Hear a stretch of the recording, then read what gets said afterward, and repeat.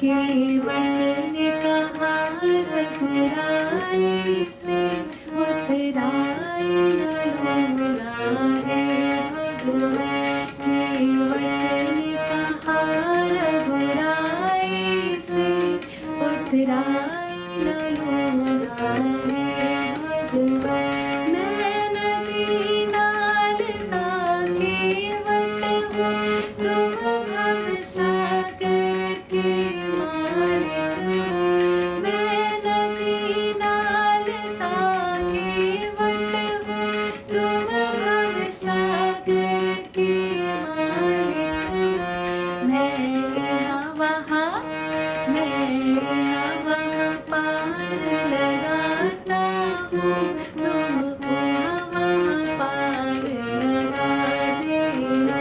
केवट ने कहा रघुराई से, उतराई न लूँगा रे भगवन।